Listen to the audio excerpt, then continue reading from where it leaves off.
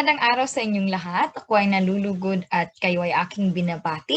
Naway kayong lahat ay nasa mabuting kalagayan saan man kayong bahagi ng mundo naroroon.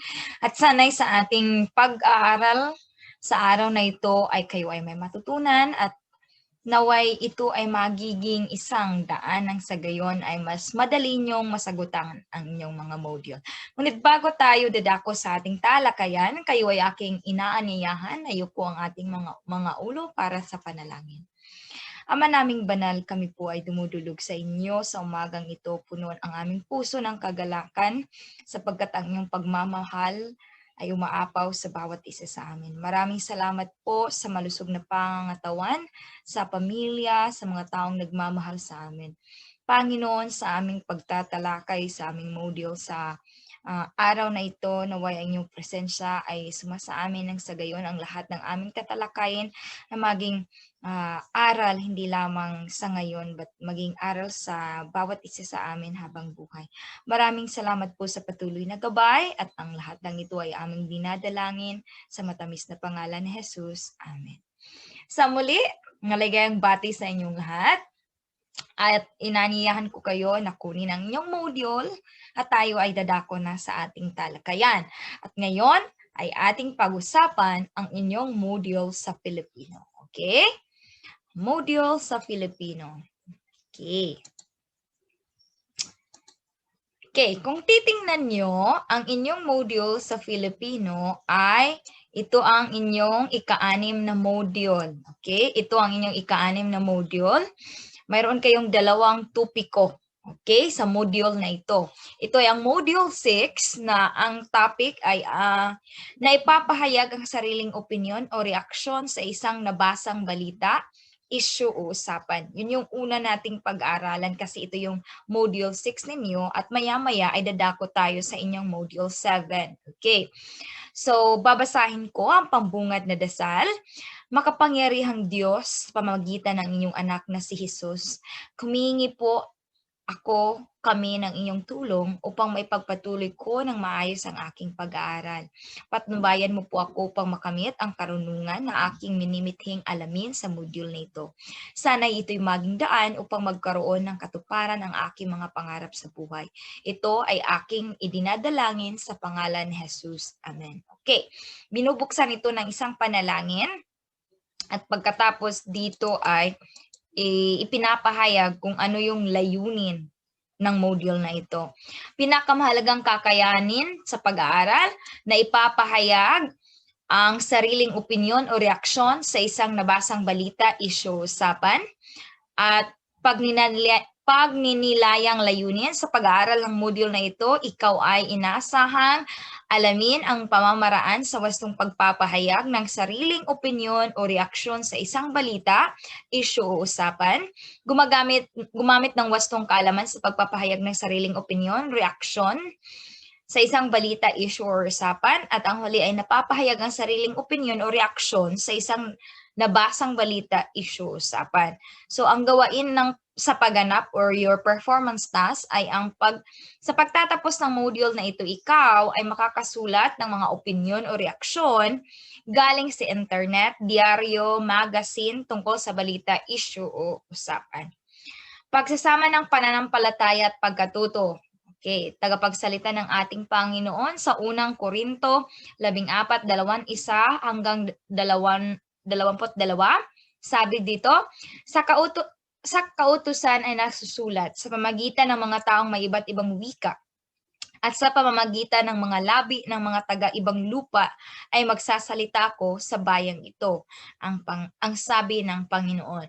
Mga bata, marami tayong pamamaraan upang mapalaganap ang magandang balita ng ating Panginoon para sa kaligtasan nating lahat. Isa na dito ay ang paggamit ng ating wika. Sa ating pakipagbalita sa mga isyu at ating usapan, dapat gamitin natin ang pagkakataon na ating maibabahagi sa kanila ang mga salita ng ating Panginoon. Ating hikayatin sila na dapat tayong manalangin. Kasi alam nyo, ang panalangin ay isa sa pinakamabisang paraan upang sa araw-araw tayo ay magkakaroon ng matinong pag-iisip at malusog na pangangatawan at magandang relasyon sa ating mga kapwa-tao. Pumunta sa simbahan upang sumamba, magbasa ng Biblia at isa sa buhay ang mga pangaral na nababasa dito. Hindi lamang na kapag nagbasa ka na ng Biblia ay sapat na iyon. Hindi. Kailangan kung ano yung nabasa mo, dapat isabuhay mo ito, gagawin mo ito. Nang sa gayon, marami kang maimpluwensyahan. Lahat ng nakakita sa'yo, lahat ng mga kaibigan mo ay maimpluwensyahan mo sa mabuting pamamaraan. Sa mga bagay-bagay na ating nalalaman na pawang katotohanan, maaari tayong magbigay ng ating opinyon at reaksyon sa mga isyu-usapan tungkol sa Biblia. Maging tagapagsalita tayo ng ating Panginoon, kagaya ng pag-awit, pagsasaulo ng mga teksto sa Biblia, at pagbibigay ng mga pangaral. Ang pagtulong sa mga nangangailangan at pagiging masunurin sa lahat ng bagay para sa ating kabutihan ay mga paraan din na tayo ay makapagpahiwatig ng mga magandang halimbawa sa iba. Sa module na ito, kayo ay inaasahang may pahayag ang sariling opinyon o reaksyon sa isang nabasang balita, issue o usapan.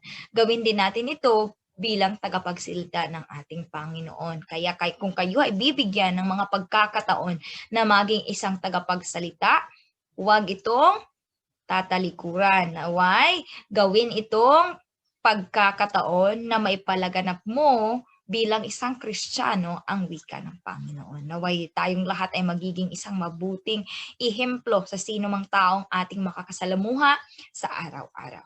Okay, paganya, mga balita, issue o usapan sa lipunan. Okay, kung titingnan nyo ang larawan, dito makikita nyo kung ano yung nangyayari sa ating paligid ngayon.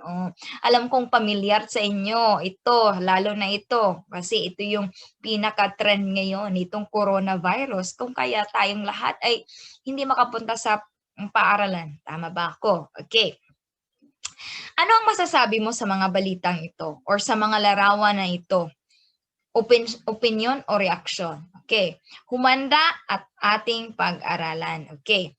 Sa bahaging ito ay yung malalaman ang paggamit ng wastong pananalita at pamamaraan sa pagpapahayag ng sariling opinion o reaksyon sa isang nabasang balita, issue, usapan. Okay. Aralin 1. Pagbibigay ng sariling opinion o reaksyon. Paano ba ito gagawin? Ang pagbibigay ng opinion at reaksyon ay mahalaga sa anumang kaisipang nabasa o narinig. Maging ito ay sumasalungat man, sumasang-ayon, pumupuna or pumupuri upang mapalawak at mabigyan diin ang kaisipang ipinahayag sa anumang binabasa. Kadalasan, lalo na kapag ikaw ay talagang mahilig magbasa, bawat binabasa mo, mayroon ka talagang opinion eh. Mayroon kang reaction. Either sumasang-ayon ka or hindi. Either magugustuhan mo o hindi. Yun eh. Hindi naman pwedeng nagbabasa ka pagkatapos wala lang. Parang hindi mo lang naintindihan yung anong binasa mo. Right? Pag sinabing pagbibigay opinion, kailangan may masasabi ka pagkatapos mo yung basahin. Ano ba ang opinion mo? Okay. Sumasang-ayon ka ba sa nasulat doon? Or sumasalungat ka? Nagustuhan mo ba? Mapupuri mo ba ang may akda ng nabasa mo? O yun yung pagbigay ng reaksyon. Hindi naman ibig sabihin na kapag nagbibigay ka ng reaksyon, kailangan papuri lahat. No, hindi naman. Depende yon sa iyong pananaw bilang isang mambabasa. Okay. Ngayon ay intindihin natin kung ano ang opinyon. Ang opinyon ay isang pananaw ng isang tao o pangkat na maaring totoo pero pwedeng pasubalian ng iba. Ito rin ay isang paniniwala na mas malakas pa sa impresyon, mas mahina sa positibong kaalaman na batay sa obserbasyon at eksperimento. Ang opinyon ay gumagamit ng mga salita o parirala tulad ng sa aking palagay. Okay, pag may mga parirala ng ganito, sa aking palagay, opinion talaga yan. Because maaring para sa kanya ganun, ngunit para sa iba hindi. Kaya nga tinatawag na opinion eh. Okay? Sa tingin ko, sa nakikita ko, sa pakiwari ko, kung ako ang tatanungin para sa akin. Okay? Yung mga parirala or mga salitang ganun, yun yung mga isa sa mga palatandaan na yun ay opinion lamang. Okay? Pag sinasabing opinion class, huwag kalimutan na ang isang opinion ay maaaring tama para sa kanya, maaaring mali para sa akin. Kaya nga sabi dito, pwedeng pasubalian, pwede i-counter, right? Kaya nga siya opinion. Okay. At huwag kalimutan ang mga parirala na siyang kapag makikita mo ito, masasabi mo talaga, oh, opinion niya lang yan. Okay, meron tayong halimbawa dito. Okay. Halimbawa, para sa akin, si Sassy ang pinakamaganda. Ito ay isang opinion kasi opinion niya lang na para sa kanya si Sassy ang pinakamaganda. Ngunit para sa iyo hindi naman kasi ang pinakamaganda para sa iyo ay si Sisa, di ba? So yan ay isang opinion. Sa kanya, para sa kanya. Okay, mayroon pa tayo dito. Sa tingin ko, si Bradley ay nagsisinungaling. Sa tingin niya, si Bradley ay nagsisinungaling. Paano naman para sa iba? Maaring para sa iba siya ay nagsasabi ng totoo. Next, pakiramdam ko, ako ang pinakamaganda sa balat ng lupa. Paano yan? Pakiramdam mo lang. Hindi namin yan nararamdaman. Okay? Kaya nga, opinion mo lang. Kasi wala itong basihan, opinion mo lang. Okay? Kung ako ang tatanungin, mahalaga sa magkakaibigan ang pagtitiwala sa isa't isa. Okay? Kung sa kanya, okay, sa iba maaring hindi. Okay? Yun yung opinion. Okay? Now, pupunta tayo sa ang reaksyon. Ang reaksyon naman ay damdaming nagpapakita ng pagsang-ayon, pagsalungat, pagkatuwa, pagkalungkot o pagkadismaya matapos makita, malaman, marinig o mapanood ang balita, issue, usapan. Ito ay isa ring kilos na isinasagawa ng isang nararanasang pakiramdam bilang tugon sa isang sitwasyon o pangyayari. Pag sinabing reaction, it has to do with your emotion. Okay? Mayroon itong damdamin. Ano yung na-feel mo? Ano yung ginawa mo pagkatapos? Yung reaction mo pagkatapos nabasa, narinig o nakita mo yung balita. Yun yung reaction. Okay? Mayroon tayong halimbawa dito. Nanalo ka sa paligsahan. O ano ang magiging reaction mo? Either tatalon ka, tatawa ka dahil sa galak. O how about kapag namatay ang alaga mo? O ano ang reaction mo? Maaari kang iiyak dahil sa pagkakalungkot, malulungkot ka. Then nabigyan ka ng regalo, maaring masaya ka, tatawa ka, ganon. O, nagbigay ng pagkain sa pulubi. Okay, naawa ka. It has to do with more on damdamin. Yun yung reaction. Okay, mayroon tayong halimbawa dito. Marami ba kayong kapitbahay or neighbor? Sino dito ang mayroong mga maraming kapitbahay? Basahin ang maikling seleksyong ito. Okay, babasahin ko para sa inyo. Sabi dito, isang matandang kaugalian nating mga Pilipino ang mabuting pakikipagkapitbahay. Nais nating lahat ang mamumuhay ng mapayapa at tahimik sa piling ng mababait at matulunging mga kapitbahay.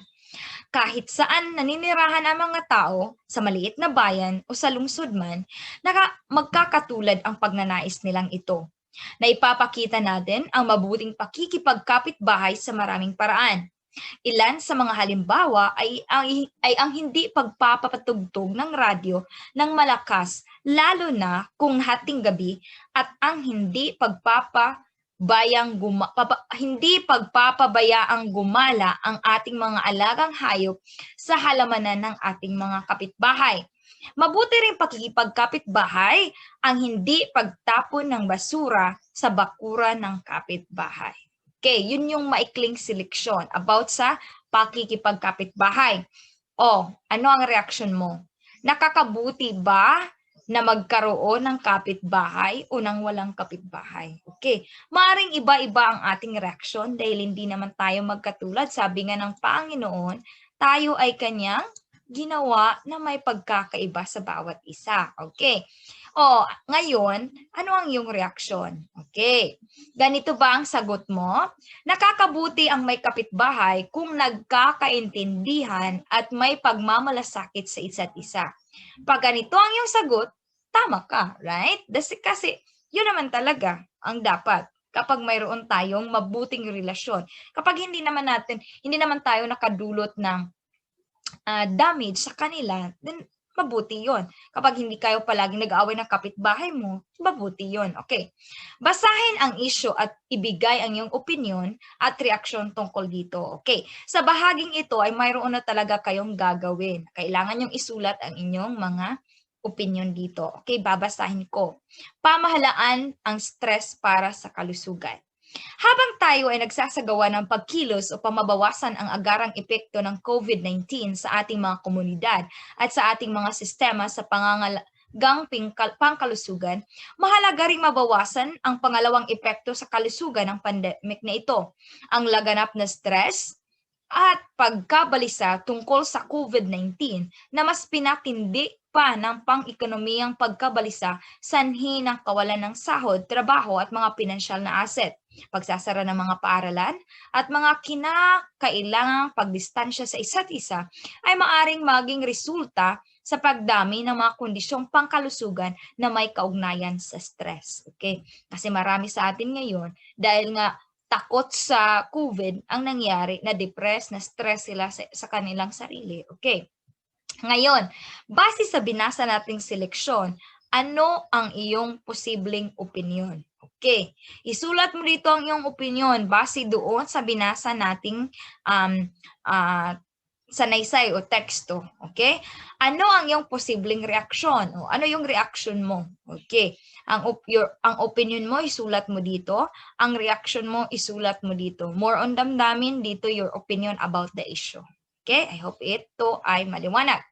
Next, obra mo. Okay, gagawin mo ito.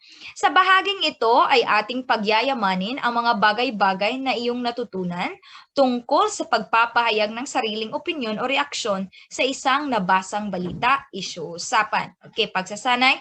Unang pagsasanay, alamin. Isulat ang titik ng angkop na reaksyon sa sumusunod ayon sa pangyayari. Isulat ang sagot sa papel. Ngunit dahil mayroon naman kayong mayroon namang patlang dito nyo na lang isusulat ang inyong sagot. Huwag nang gagamit pa ng ibang papel dahil mayroon namang patlang dito. Okay? So basahin ko ang unang bilang. Sabi dito, pinatunayan ng ating Panginoon ang pagmamahal sa atin. Nagsakripisyo at nagbuwis ng buhay para sa ating kaligtasan. Okay. Letter A, inalay ng Panginoon ang kanyang buhay para sa atin. Letter B, matigas ang ulo ng mga tao. Letter C, mahilig makipagdigmaan ang Panginoon. Okay, again, isulat ang titik ng angkop na reaksyon, ha? Huwag kalimutan ang reaksyon sa mga sumusunod na pangyayari. Okay? Ano ang posibleng reaksyon? Okay? Next, pangalawang bilang. Upang lumusog at lumakas, mag-i-ehersisyo tayo. Ngunit sa pagmamadali, kulang naman tayo sa tulog at pahinga. Kaya sa halip na lumakas tayo, nanghihinat tayo at nagkakasakit. O, yun yung statement doon, yun yung pahayag. Ano ang reaksyon mo dito? Letter A, hindi nakabubuti ang pag-ehersisyo. Letter B, minsan hindi natin iniintindi ang ating sariling kakayahan. Letter C, nakabubuti sa lahat ng panahon ang pag-ehersisyo. Okay, basahing mabuti at intindihin. Okay, ikatlong bilang, madalas ay ubod ng taas ang ating lipad at nalilimutan nating tayo yung nakayapak sa lupa. Letter A, mahilig magkwentuhan sa iba. Letter B, gustong lumipad ng mataas. Letter C, iwasang maging mapagmataas. Okay? Again, kapag hindi nyo naunawaan ang pahayag sa pagbasa nyo ng isang beses, basahin nyo ito ulit. Okay? Nang sa gayon, maintindihan nyo. At again, ang sagot dito ay yung reaction o yung posibleng reaction mo sa salaysay. Next, sa ikaapat na bilang. Ikaw ay binibigyan ng pagkakataong baguhin ang takbo ng panahon upang maibalik ang dating ganda ng kapaligiran. Letter A, iwasan ang mga gawaing nakakasira sa kapaligiran. Letter B, mag-aral ng mabuti. Letter C, maghingi ng tulong sa ibang tao. Number 5, sa ating sarili mismo, maaaring mag-ugat ang pagiging pinakamahusay. Kung sisimulan natin sa mga bagay o karanasang malapit sa atin ay higit na maging madali. Letter A, pagandahin ang paligid. Letter B, maghingi ng tulong sa ibang tao. Letter C, sisimulan sa ating sarili ang paggawa ng mabuti. Again, basahin ang sanaysay at isulat ang titik ng tamang reaksyon dito sa patlang. Okay, pupunta tayo sa ika-6 na bilang. Sa mga liblib na puok, ang mga manggagamot ay kailangan. Okay, yun yung sitwasyon. Letter A, malaking pera ang kikitain doon. Letter B, napakarami ng doktor sa syudad. Letter C, dumudulog sa pamahalaan at humihingi ng doktor na ipadala doon. Number 7 or ikapitong bilang. Ang mga manggagawa ay nagpatulo ng pawis sa bukid. Letter A, tulungan ang mga manggagawa sa paghahanap ng gawain. Letter B, ang mga manggagawa ay hindi masipag sa mga gawaing bukid. Letter C, pahalagahan ang mga produkto ng mga manggagawa. Ano yung reaction mo? Okay, sa statement na yon. Ikawalong bilang. Naibibigay ng magulang ang lahat ng pangangailangan ng kanilang mga anak. Letter A, huwag humingi sa mga magulang. Letter B, magpasalamat sa ating mga magulang. Letter C, baliwalain ang ibinibigay ng mga magulang. Okay?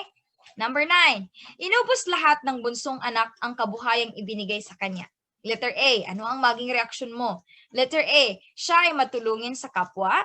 Letter B, siya ay mahilig sa pakitang tao. Letter C, siya ay walang hinayang magtapon ng hindi pinaghihirapan. Number 10, ayon sa kanyang ama, ang kanyang kapatid ay namatay na at muling nabuhay. Letter A, ang kanyang kapatid ay namatay at muling bumangon sa libingan. Letter B, ang kanyang kapatid ay nagkasala at nagsisisi sa kanyang ginawa. At letter C ay naghihirap ang loob ng kanyang kapatid. Sa muli, ang gagawin ay isulat ang titik ng tamang sagot.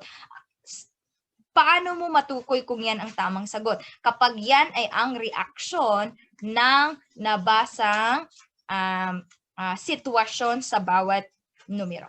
Okay? Now, pagsasanay 2. Okay, subukin. Basahing maigi ang bawat pahayag. Pahayag, usapan at issue. Ibigay ang inyong opinion tungkol dito. Isulat ang inyong sagot sa patlang. Okay, huwag nang gagamit pa ng kahit anong papel, kundi isulat nyo na lang ang inyong sagot dito sa patlang na ibinibigay sa inyo. Okay, babasahin ko ang unang bilang. Malaki ang manukan ni Closer, kaya marami siyang katulong sa pag-alaga ng mga manok.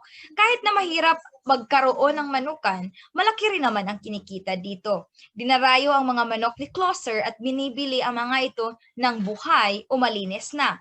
Marami ring bumibili at nilulutong ginataan at chicken joy. Again, isulat mo dito ang iyong opinion. Okay? Isulat mo dito ang iyong opinion base sa nabasa mong talata. Okay? Next, pangalawa. Ang mag-anak na ginang Sasi ay galing sa isang pulong sa barangay. Nang dumating sila sa bahay ay madilim na. Namatay ang apoy sa kanilang kalan. Pinatakbo ng ina si Bradley sa kapitbahay habang may inalagay siya sa kamay ng anak. Okay, ano ang opinion mo? Ano kaya yung inilagay niya sa kamay ng anak? Next. Nagtitinda ng lobo si Ashley. Lumapit si Bong sa kanya at gustong upahan ang mga lobo.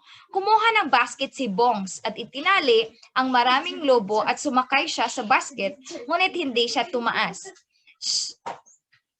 Siyang pagdaraanan ng eroplano at napatingin silang dalawa at napabitiw ang basket na may nakataling lobo. Sinikap nila itong habulin, ngunit napakataas na nito. Okay, sulat mo dito ang inyong opinion base sa nabasang talata. Next. Simula pa lamang, maganda talaga ang ating kapaligiran. Sariwang hangin, malinis ang katubigan, tahimik ang mamamayan. Walang basura na nagkakalat kung saan-saan at higit sa lahat, walang punong pinuputol. Polusyon ang siyang dumudumi at sumisira sa lupa, tubig, hangin, bayan at atmosfera gamit ang delikadong sangkap ng maling pamamaraan. Okay, yun yung talata na kailangan nyong ibigay or bigyan ng opinion dito sa ibaba. Next, kailangan bang alalahanin ang pagkakahawa ng coronavirus? Alam natin na nag-aalala ang lahat tungkol sa coronavirus. Ang nalalaman ngayon ay ang sakit ay nasa ating bansa at nagpapalipat-lipat. Ang prioridad ay ang pagsasagawa ng pagsubaybay sa kalusugan ng publiko upang matukoy ang lawak ng pagkalat na lokal. May kakayahan na ngayon na masubok ang laboratoryong pampublikong kalusugan at ngayon ay mabilis na suriin kung ano ang nangyayari sa ating komunidad. Okay? Sa muli, isulat mo ang iyong opinion dito base sa talatang binasa. Okay? Pagsasanay 3 or ikatlong pagsasanay gawin mo. Pag-isipan ang bawat headlines ng balita o isyo. Sumulat ng iyong opinion at reaksyon tungkol dito. Isulat ito sa bawat bilang. Okay, meron tayong halimbawa. Huwag na gumamit ng papel. Again, isulat nyo lang dito sa inyong module. Okay, meron tayong halimbawa. Mayroong larawan. Okay, kung titingnan nyo ang mga larawan, may mga headlines yan. Ano ba yung headlines? Yan yung kung ano ang topic. Ano yung pag-uusapan. Okay, yun yung title. Lola, halimbawa dito sa inyong, halimbawa dito, ang headlines. Lola, nagpapakahirap manglimos para sa asawa at online class ng apo. Okay, ang opinion mo, ang opinion, sa palagay ko, pinabayaan ng mga anak ang lola na ito. Reaksyon. Nalungkot ako sa sinapit ni Lola. Gusto ko siyang tulungan. Okay. Again, kapag opinion, magsisimula ito sa palagay ko, sa pakiwari ko, sa aking palagay. Kung ako ang tatanungin, yun yung mga dapat magsisimula ang opinion. Okay. Ang reaction mo kung ano yung nararamdaman mo nang mabasa mo ang headlines na iyon. Okay. Halimbawa dito sa unang bilang. Dito may makikita kang larawan at may headlines. Okay. Para iwas leptospirosis, Marikina namimigay ng pera kapalit ng nahuhuling daga. Okay. Ano yung opinion mo at ano yung reaction mo? Okay. Isulat mo dito. Next, number 2. Mga flower farm sa Albay na salanta ng bagyong Ophel. Okay, ano yung opinion mo? Ano yung reaction mo? Isulat dito. Number 3, or ikatlong bilang, mga pasahero nahihirapan sa pagsakay dahil sa pag-ulan. Ano yung opinion mo? At ano yung reaction mo? Isulat dito. Ika-4 na bilang, pag-aaral. COVID-19 virus posibleng tumagal ng 28 araw sa pera. Bakal, cellphone screen. Ano yung opinion mo at ano yung reaction mo? Number 5, ilang estudyante problemado dahil wala pa ring modules. Okay, ano yung opinion mo at ano yung reaction mo? Isulat dito. Okay, pupunta tayo sa ganapin ulit. Ito yung performance task na kung saan dapat mayroon kayong output na maipapakita sa bahaging ito.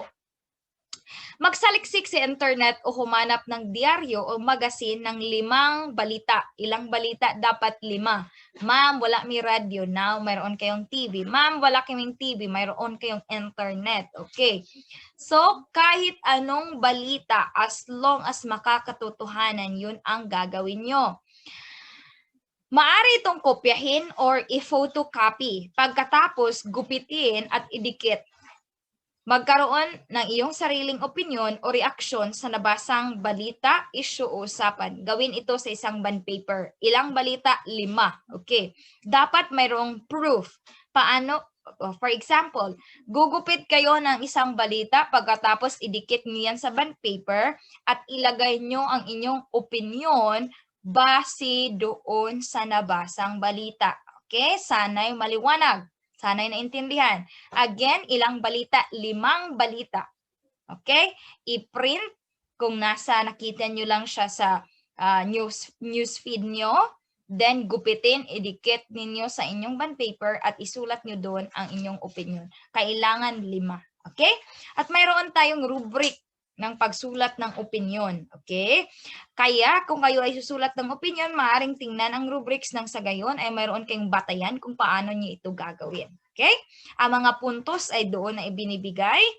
At ako naman sa pagwawasto ko at ibabase ko naman ang pagwawasto ko dyan sa rubrics na inilagay. Okay? Pagpapahalaga o refleksyon. Gamit ang pagsasama ng pananampalataya at pagkatuto, magbigay ng 5 halimbawa paano tayo maging tagapagsalita ng ating Panginoon. Isulat ang sagot sa loob ng hugis na larawan. Again, 5 halimbawa paano tayo magiging tagapagsalita ng Panginoon. Isulat nyo dito sa loob ng smiley na ito. 5 paraan or 5 halimbawa paano tayo magiging tagapagsalita ng Panginoon. Okay? At nagtatapos ito sa dasal. Mahal kong Panginoon, maraming salamat po sa mga aral na aking natutunan. Naway magagamit ko ito sa pawang kabutihan lamang. Gabayan mo ako muli sa susunod na module at iyong dadagdagan ang mga aral na ito kasama sa pagkakataon at biyaya upang maiguhit ko ng mainam ang aking kinabukasan. Ito'y aking pinasalamatan sa pangalan ni Jesus. Amen. Okay. Diyan nagtatapos ang inyong ika-6 na lesson or yung lesson 6. Okay. Ngayon naman ay dadako tayo sa inyong lesson 7. Sa lesson 7 naman class, ito ay pinamagatang nakasusulat ng simpleng patalastas at slogan. Okay, yun yung topic nyo or yung topic natin at kailangan yung matutunan. Okay? Mayroon, gaya ng naunang module, mayroon kayong pambungad na dasal. Babasahin ko. Makapangyarihang Diyos, sa pamagitan ng iyong anak na si Jesus, humihingi ako ng inyong tulong upang maipagpatuloy ko ng maayos ang aking pag-aaral. Patnubayan mo po ako upang makamit ang karunungan na aking minimithing alamin sa module na ito. Sana ito'y maging daan upang magkaroon ng katuparan ang aking mga pangarap sa buhay. Ito ay aking idinadalangin sa pangalan ni Jesus na aking Panginoon. Amen. Okay? Dito sa bahagi ng isipin mo class, dito nakalagay kung ano ang mga layunin ng pag-aaral na ito. Ang pinakamahalagang kakayanan sa pag-aaral ay nakakasulat ng simpleng patalastas at simpleng slogan. Pagninilayang layunin sa pag-aaral ng module na ito, kayo ay inaasahang alamin ang kahulugan ng patalastas at slogan, nagbibigay ng pamamaraan ng paggawa ng patalastas at slogan, at gumagawa ng patalastas or nakakagawa kayo ng patalastas at slogan. Ano naman ang iyong performance task or gawain sa pagganap? Pagkatapos ng module na ito, ikaw ay nakapag-post sa Messenger or sa Facebook ng simpleng patalastas at slogan. Okay, yun yung dapat nyong gagawin. Yun yung performance task nyo. Pagsasama ng pananampalataya at pagkatuto, tagapagsuri ng katotohanan, John 8:32. Babasahin ko, at iyong makikilala ang katotohanan at ang katotohanan ay magpapalaya sa inyo. Mga bata, ang ating Panginoon ay may paalala sa atin. Ito ay dapat nating suriin. Ito ay ang dapat nating suriin ang katotohanan. At sa pamagitan ng pagbasa ng banal na aklat at taimtim na panalangin sa bawat araw, ito ay magmahatid sa atin, papalapit sa ating tagapagligtas. Napakaraming mga patalastas at slogan na ating nakita at napakinggan, na karamihan sa mga ito ay kumukuha ng ating atensyon na dapat nating sundin ang anumang ipinahayag sa patalastas at slogan. Ngunit hindi lahat ng mga ito ay naaayon sa ating pananampalataya at pumupuri sa ating Panginoon. Kaya dapat tayong maging mapagmasid at pagsuri sa mga patalastas at slogan na ito kung nararapat ba natin itong sundin o hindi. Dapat nating isipin na lahat ng bagay na siyang ating sinusunod ay dapat nating alalahanin kung ito'y nakapagpapaligaya sa ating may kapal. Sa module na ito ay ating matutunan ang paggawa ng patalastas at slogan. Hindi lamang tayo magiging tagapagsuri dito, dapat din tayong maging responsable sa mga patalastas at slogan na ating gagawin. Gamitin din natin ito sa pagpapalaganap ng salita ng ating Panginoon at sa mga magagandang bagay na kanyang ginawa sa ating buhay. Okay? Hindi lamang basta-bastang susunod kung ano yung trending, kasi nga trending si TikTok ngayon, magti-TikTok ka na rin. Kung titingnan mo, Nakapagpapasaya ba yan sa Panginoon? Yun yung dapat nating isaalang-alang. Hindi basta-basta kasi nga napatalastas ito, mayroong slogan na ito ay nakakaganda ng ganito at gagawin mo na. Susuriin mo ng mabuti kung yan ba ay nakakabuti or nakakasama. Okay? Paggaganyak, alam mo ba ang mga produktong ito? Magaling ka ba ang gumawa ng slogan? Okay. Alam kong marami sa inyo ang nanonood ng TV at mahilig talagang sumusunod doon sa mga patalastas na ginagawa ng inyong mga iniidolong artista, right? Okay, titingnan natin ngayon. Okay, linawin agad. Sa bahaging ito, class, ay ating malaman ang mga pamamaraan ng paggawa ng patalastas at simpleng slogan. Okay, sa edad nyo ngayon, alam kong marami sa inyo ang mahilig na or magaling nang gumawa nito. Okay. Paggawa ng patalastas. Una, intindihin natin kung ano bang ibig sabihin ng salitang patalastas. Ang patalastas ay isang paraan ng pag-anunsyo ng produkto or serbisyo sa pamamagitan ng iba't ibang anyo o komunikasyong pang-media. Ginagawa ito upang mahikayat o mahimok ang mga madla, mga manonood, mga mambabasa, or either mga tagapakinig na magpapatuloy o gumawa ng ilang bagong kilos. Ang pinakakaraniwan, ang inadhikang resulta ay makuha ang atensyon at maimpluwensyahan ang ugali ng pagkonsumo o mamimili alinsunod sa isang alok na pangangalakal. Bagamat karaniwan din ang patalastas na pampolitika at pang-ideolohiya. Okay, alam kong hindi na ito mahirap sa inyo kasi alam nyo na. Patalastas gani ma'am, advertisement. Oh, that is correct. Okay. Next, ang mga mensaheng pampatalastas ay karaniwang binabayaran ng mga sponsor at nakikita sa pamagitan ng samot-saring medyang tradisyonal, kabilang na ang medyang pangmasa na katulad ng pahayagan, magasin, telebisyon, radyo, labas ng gusali, panlansangan, napapadala ng koryo o sa pamagitan ng blog, website, social media, mga mensaheng teksto. Mayroon ng maraming platform na kung saan maaring maipalabas ang mga patalastas, lalong-lalo na sa ngayon dahil nga because of technology, kahit saan maaari nang may palabas ang mga patalastas. Okay. Iba't ibang anyo ng patalastas. Meron tayong iba't ibang anyo ng patalastas. Ang pinakaunang anyo, class, ng patalastas ay ang pamamagitan ng bibig. Okay. Pamamagitan ng bibig. Ang tagasigaw sa daan ay nanghihikayat na bilhin ang kanyang paninda tulad ng hayop, pagkain, kasangkapan, at kahit na alipin. Ginagamit pa rin ang anyong ito sa kasalukuyan ng mga nagtitinda sa gabi na sumisigaw ng balot, Pinoy, o kung alam niya, yan ay isa ring uri ng patalastas. Ito ay ginagamitan ng bibig. Okay. Kung naririnig nyo yung mga naglalako ng kahit anong produkto sa labas ng inyong bahay na sumisigaw at kanilang iprinopromote kung anong tinda nila, yun yung pinakaunang anyo. At yun ay ang pamamagitan ng bibig. Okay. Ang ikalawang anyo ng patalastas, class, ay ang nakalimbag na patalastas. Pag sinabing nakalimbag, that is another term for nakasulat. Okay? Na lumalaganap sa anyo ng poster at Carleton matapos na imbento ang imprenta noong ika-15 siglo. Okay, kailan na imbento ang imprenta? Noong ika-15 siglo. Nagpatuloy ang paglaganap nito kasabay ng pag-unlad ng makabagong teknolohiya. Tuluyan nang nahasa ang telebisyon at higit nang lumawak ang naabot ng patalastas. Ang pag-unlad ng anyo ng patalastas ay kanais-nais para sa mga korporasyong transisyonal. Ang humihigit kumulang na 250 korporasyong transnational na nasa bansa ngayon na mahahati sa halos 356 kumpanya ay namumuhunan sa paggawa ng mga consumer goods tulad ng pagkain, sabon, baterya, kotse, goma, gamit at marami pang iba. Pwede namumuhunan sila sa ibang larangan tulad ng bangko, langis at iba pa. Ang paggawa o produksyon ng pinakamalawak na gawaing saklaw ng korporasyong transisyonal. Okay, meron kasi bawat produkto, class, kapag hindi yan nagkakaroon ng patalastas, kalimitan, hindi yan malaman ng marami.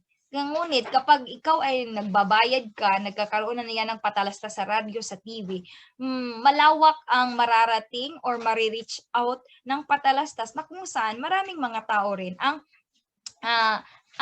malalaman nila na mayroon palang ganitong produkto at malaki ang tsansa na sila ay bibili. Okay? 4 na hakbang ng paggawa ng patalastas. Ano ba ang mga hakbang sa paggawa ng patalastas? Una, alamin kung sino ang bibili ng produkto. Mayaman ba o mahirap? Gaano ba siya katanda? Ano ang kanyang trabaho o hanap buhay? Saan siya nakatira? Ano ang suliranin at motibasyon niya sa buhay? Okay. Ang mga ito ay, kung sasabihin natin, ito yung mga primary information na kailangan mo kung ikaw ay gagawa ng patalastas. Ano ba ang target consumer mo? Sino-sino ba ang target mo na makarinig ng mga patalastas na ito? Sa anong range ba ng edad? Okay? Pangalawa, alamin ang pangangailangan ng mamimili na maaaring tugunan ng produkto. Okay? Ano ba ang target mo? Mga estudyante, mga manggagawa, mga professional, o yun yung dapat also alalahanin. Pangatlo, suriin kung anong katangian ng produkto ang dapat bigyan ng kahalagaan o diin. Okay, anong katangian? Is it the packaging lang ba or the effect itself? Number 4, gawin ang patalastas. Anong kulay ang gagamitin? Gaano ito kahalaga? Anong medium ang pipiliin? Anong ideya ang nilalaman nito? Yun na yung kailangan nilang i-brainstorm nang sa gayon maging maganda ang presentasyon ng kanilang patalastas. Mayroon din tayong dalawang paraan ng presentasyon ng patalastas. Una, ang positive appeal. Sa positive appeal class, ipinapakita ang magandang mangyayari kapag ginamit ang produkto. And that is very common, especially sa mga beauty products, right? Kung titingnan nyo ngayon, maging sa telebisyon o maging sa internet, lahat ng mga beauty products na iyan, ipinapakita nila na maganda talaga ang mangyayari. Kapag gumamit ka ng sabon na ito, puputi ka, kikinis ka, o gaganon. Kapag iinom ka ng gamot na ito, magkakaroon ka ng masyadong sexing pangangatawan, balingkinitang pangangatawan, o ganon. Okay? Yun ang tinatawag na positive appeal. Ginagamit doon sa patalastas or ipinapakita doon sa patalastas kung ang magandang mangyari sa iyo kapag ikaw ay gagamit ng kanilang produkto. Sana'y maliwanag yon at sana'y naintindihan. Pangalawa, ang negative appeal. Sa negative appeal naman, class, ipinapakita ang masamang mangyari kapag hindi ka gumamit ng produkto, kabaliktaran. Okay. Still in a positive way, but the approach is different or magkaiba silang ng approach. Doon sa positive appeal, ipinapakita ang magandang mangyayari sa'yo kapag ginamit mo ang produkto. Dito naman sa negative appeal, ipinapakita ang masamang mangyayari sa'yo kapag hindi ka gumagamit ng produkto. Okay, ano bang halimbawa niyan? Ipalagay na natin, halimbawa nito ay yung mga collagen, okay. Ipinapakita nila na kapag hindi ka uminom niyan, kukulubot yung mga balat mo kasi nga magkakaroon ka na ng edad. Ngunit kapag gagamit ka, gaganda, babata ka pa rin, o ganun-ganun yun. Ipinapakita nila kung ano ang maaring masamang mangyari sa'yo kapag hindi mo gagamitin. Yun yung negative appeal. Okay? I hope naintindihan yon. So dito sa ibaba makikita nyo ang mga halimbawa ng patalastas. Okay?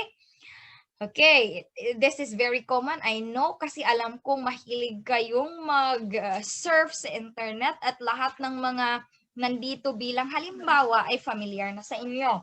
Okay? Now, aralin 2, paggawa ng slogan. Okay, patalastas yun, advertisement. Ngayon naman, paggawa ng slogan. Ano ba ang slogan? Ang slogan ay isang maikling mensahe na nakakaintig ng damdamin at madalas nagdudulot ng matagal na impresyon o leksyon sa mambabasa or nakikinig. Ito ay isa ring kasabihan o motto ng isang kumpanya o ng mga aktivista na madaling maalala. Sa mga channel sa telebisyon, isa sa mga pangangailangan nila ay ang mga magtaguyod ng isang slogan. Marami ang mga slogan na yan. Okay. Halimbawa ng slogan, marami tayo dito. Kung ano ang itinanim, siya rin ang aanihin. Ginagamit na nila yan bilang slogan. Disiplina ang kailangan sa ikakaunlad ng bayan. Ano pa? Ang tatag ng bansa nasusukat sa pagkakaisa ng bawat isa. Ngipin sa batas, palakasin. Hustisya, kapayapaan, at kaunlaran, kamtin. Asa din yung halimbawa. Di man ako marunong mag-slogan, magaling naman ako sa tawanan. Ano pa? Nasa Diyos ang awa, nasa taong gawa. Dumadagon doon ang puso ko pag nakita kita sa harapan ko. Bakit nawawala ka sa panahon ng kailangan kita? Mga magulang mo igalang, nang dumami pa ang iyong kaarawan. Meron tayong mga halimbawa ng slogan na ginagamit ng mga kumpanya sa larangan ng komersyo. Okay, alam kong alam niyo yan. Halimbawa, GMA, buong puso para sa kapuso. Diba? Yun yung slogan nila. Sa ABS-CBN naman, ano ang kanila? In the service of Filipino worldwide. Okay. Meron din tayong ABS-CBN News Channel, your news channel, your partner. Action TV, higit sa balita, action. Yun yung mga slogan nila. How about Meralco? Ano naman ang slogan ng Meralco? Ang liwanag ng buhay. Metrobank, you're in good hands with Metrobank. PLDT, touching lives. Philippine Basketball Association or PBA, we are PBA, laro mo to. People's Television Network, para sa bayan. Yun yung mga halimbawa ng slogan na ginagamit sa komersyo. Mga dapat tandaan sa paggawa ng slogan. Ano-ano ba ang dapat nating isaalang-alang kung kayo ay gagawa ng slogan? Una, dapat may maikling mensahe. Hindi kailangan na ang haba-haba. May maikling mensahe lang, but then buo ang mensahe. Okay? Pangalawa, nakakapukaw ng damdamin. Dapat makatouch siya. Okay? Short, ngunit makakapukaw ng damdamin. Pangatlo, dapat may tugma o rhyme sa mga parirala. Nang sa ganun, maganda naman pakinggan. At ikaapat, dapat mula sa puso. Nang sa gayon, kasi nga, ang target sa paggawa ng slogan is yung damdamin eh. Kaya dapat totoo. Nang sa gayon, ma-feel ng mga mambabasa or ng mga customer. Okay? Now, basahin muli ang mga halimbawa sa itaas, yung binasa ko kanina lamang. At iyong malaman ang mga mensahe na ipinahiwatig sa ating lahat. Okay, obra mo to. Sa bahaging ito ay ating pagyayamanin ang mga bagay-bagay na iyong natutunan tungkol sa pagsulat ng simpleng patalastas at slogan. Okay, unang pagsasanay, alamin, ibigay ang hinihingi ng bawat bilang. Isulat ang sagot dito mismo sa module nyo, huwag nang gagamit pa ng ibang sagutang papel. Okay, halimbawa, una, para itong enumeration class. Uri ng madla na hinihikayat o hinihimok sa patalastas. Isulat ito letter A, letter B, letter C. Number 2, mga medyang pangmasa na ginagamit sa pagpapatalastas. Pag sinabing media, ano yung mga medium? Okay, letter A, B, and C. Pangatlo, mga dapat tandaan sa pagsulat ng slogan. Lahat ng sagot na tinatanong sa bahaging ito ay makikita nyo doon sa bahaging itaas na kung saan ay atin ang pinag-usapan kanina lamang. Pagsasana ito, magsaliksik sa internet o maaring magtanong o maghanap ng ideya sa mga slogan na sumusunod. Pag dapat tapatin ang Hanay A at Hanay B, isulat ang inyong sagot dito lang sa module nyo. Huwag nang gagamit pa ng ibang papel. Okay. You can search in the internet. Okay?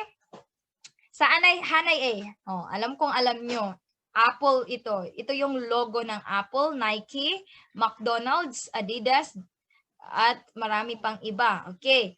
At ipagtapat-tapatin nyo kung saan ito napabilang. Isulat nyo ang Hanay A sa Hanay B, isulat nyo ang sagot dito sa inyong patlang. Isulat nyo, for example, sa Apple. Kapag sa tingin nyo, ang slogan ng Apple is, because I'm worth it, then isulat nyo ito dito sa blanco katapat ng Apple. Okay, paano nyo ito malaman? Maaari kayong mag-research sa internet. Okay? Marami yan, 10 yan. Okay? Next, pagsasanay 3 or ikatlong pagsasanay, sumulat ng sariling patalastas. Dito ko talaga malalaman kung sino ang pinakamagaling sumulat ng mga patalastas o slogan. Okay. Una dito, makikita mo ang larawan ng Bible. Gagawa ka ng slogan tungkol sa Bible. Okay? At alalahanin kung ano ang dapat. Dapat maikli, dapat buo ang damdamin. Alalahanin nyo kung ano yung dapat isa lang alang kapag gagawa ka ng slogan. Number 2, kung makikita nyo sa ikalawang larawan, ito yung si Jesus with the angels. Gagawa kayo ng patalastas tungkol dito. Okay? Number 3, si Mang Tomas. Gagawa kayo ng slogan para sa produktong Mang Tomas. Sa ika-4, Chucky at Milo at yogurt. Gagawa kayo ng patalastas. Number 5, ethyl alcohol. Gagawan nyo ito ng patalastas. Okay. Isulat nyo dito lang kasi mayroon naman pang space. So, kailangan nyo isulat dyan lang. Ganapin ulit. Ito yung inyong performance task. Output, ilagay sa portfolio. Gumawa ng patalastas at slogan. Gamitin ang wastong gabay sa pagsulat nito. I-post sa chat group ng iyong guro or isend sa Messenger, Facebook, Bluetooth, Share It, CD, or USB ang ginagawang patalastas at slogan. Okay. Sa bahagi namang ito, class, maaring gawin nyo ito ng video. Okay? Ikaw yung gagawa ng patalastas mismo at mayroon din kayong rubric sa paggawa ng advertisement. Okay? Content, creativity, relevance, at kalinisan. Dapat ang information na gusto nyong ibahagi ay malinaw sa mga nanonood ng iyong patalastas. Okay? Pagpapahalaga ng refleksyon. Gamit ang pagsasama ng pananampalataya at pagkatuto, magbigay ng 5 halimbawa paano natin suriin ang katotohanan. Isulat ang sagot sa loob ng hugis o larawan. Okay. Paano nyo masuri ang katotohanan? Isulat nyo dito ang 5 halimbawa kung paano nyo masusuri ang katotohanan. Okay? Patnubayan po tayo ng ating Panginoon at ito ang ating ito ang dasal bago natin tapusin ang inyong module. Mahal kong Panginoon, maraming salamat po sa mga aral na aking natutunan. Naway magagamit ko ito sa pawang kabutihan lamang. Gabayan mo ako muli sa susunod na module at iyong dadagdagan ang mga aral na ito kasama ang mga pagkakataon at biyaya upang maiguhit ko ng mainam ang aking kinabukasan. Ito aking pinasalamatan sa pangalan ni Jesus. Amen. Okay? Diyan nagtatapos ang inyong module sa Filipino. Okay? 2 bahagi yan. Yun yung lesson 6 niyo at yung lesson 7 niyo. Kapag mayroon pa kayong katanungan na hindi niyo masyadong naintindihan doon sa ating talakayan, ay maaari niyo lang akong i-message sa aking messenger. Naway ang video na ito ay nakakatulong sa inyo ng kahit kaunti, nang sa gayon may sasagawan nyo ng mabuti ang inyong mga module. Maraming salamat at bago natin tatapusin ang video na ito, ay inanyahan ko kayong iduyuko ang inyong mga ulo para sa ating panalangin. Banal naming Diyos na makapangyarihan, maapaw ng galak ang aming puso sapagkat kayo ay ang aming gabay sa patuloy naming pag-aaral. Maraming salamat po sa malusog na pangangatawan sa magandang panahon na aming nararanasan sa araw-araw. Naway ang lahat ng aming pinag-aralan sa araw na ito ay magagamit namin sa aming hinaharap. Gabayan niyo po ang aking mga mag-aaral kasama ang kanilang pamilya sa araw-araw. Ang lahat ng ito ay aming dinadalangin sa matamis na pangalan ni Jesus. Amen. Maraming salamat. Hanggang sa muli.